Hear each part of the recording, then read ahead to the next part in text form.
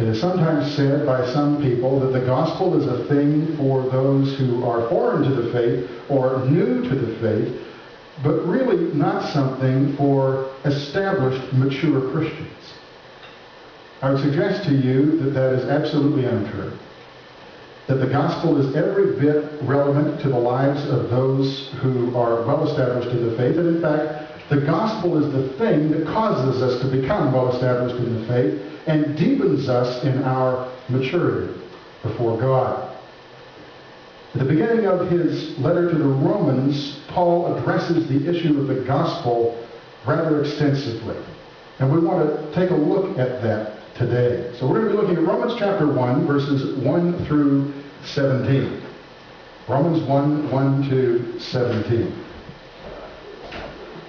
The first 7 verses formulate a singular sentence in the Greek. Your English translation may chop that up a bit. English doesn't like the concept of run-on sentences, doesn't like the concept of comma splicing, although technically that's not in play here. But it's all one big sentence, 1 through 7. We're not going to look at it in one big chunk, because exegetically we need to pull it apart and look at some of the details that are flying by here. But please understand, all of Paul's thoughts in these 7 verses form one specific context, and we want to be mindful of that. Paul, a bondservant of Christ Jesus, called as an apostle and set apart for the gospel of God, comma, stop. If you have been called as a disciple of Jesus Christ, you are, among other things, a bondservant. Now, not everybody's an apostle of Jesus Christ, for sure. The apostles lived in a very specific era wherein, in the first century, they were appointed by Christ as heralds of his to go out and begin the church. There are no apostles living today. We want to be clear about that. But there are lots of bondservants.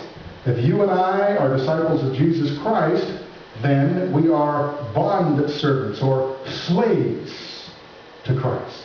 Used to be slaves to sin, now we're slaves to Christ. What's the significance of that?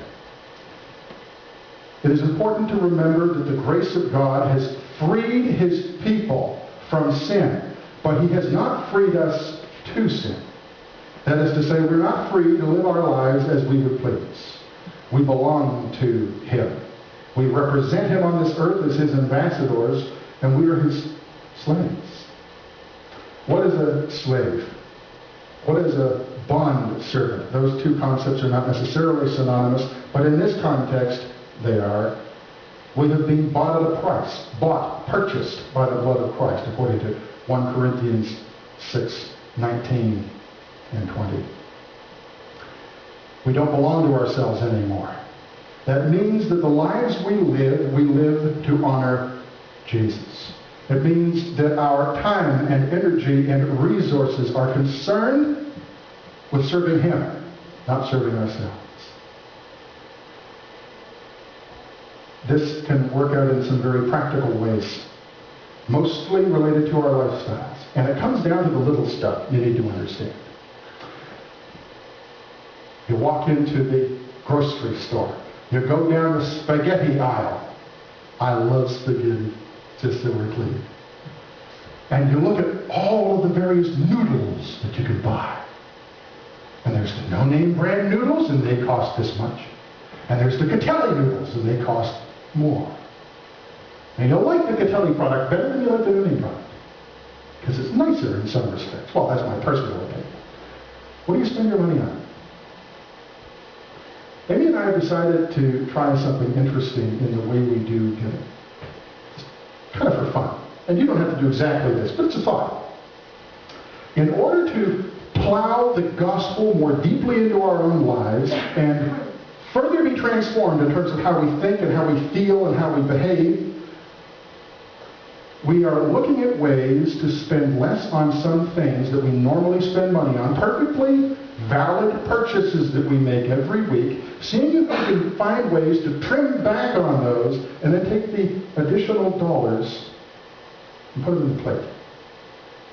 Now you understand, that comes to a couple of bucks a week. It's not a big thing, right? It's a teeny little bit of money. You could measure it in pennies if you wanted to. But when you start adding up those pennies, become immediately evident. Firstly, we're really not eating any less. In fact, I've got to watch that. Been into the Julia Child cookbook a little too often in the past month or so. But secondly, we are targeting intentionally opportunities to give more to God. That's the money thing. Here's the time thing. How much time do you spend doing the thing that you most do for fun? Is there something in your life that you do most often for fun? Maybe watching TV, maybe spending time on the internet, chatting with friends, maybe reading books, maybe skiing, snowmobiling, ice fishing. Be careful, the ice is still a little thin out there. What is it that you invest yourself in? How could that time become ministry-oriented? Doesn't mean you have to stop doing it per se, but how could it become a ministry for you? Is it possible that you could use that time on the internet to minister to people? Is it possible you could take people along on a hunting trip and develop relationships with them so as to minister to them personally? The gospel transforms people's lives so that we become slave-minded. Slaves to Christ. Profoundly grateful for what He's done for us personally, and therefore desires to serve Him with everything we do and to honor Him. So, point one, if you're a disciple of Christ, you're a slave to Him.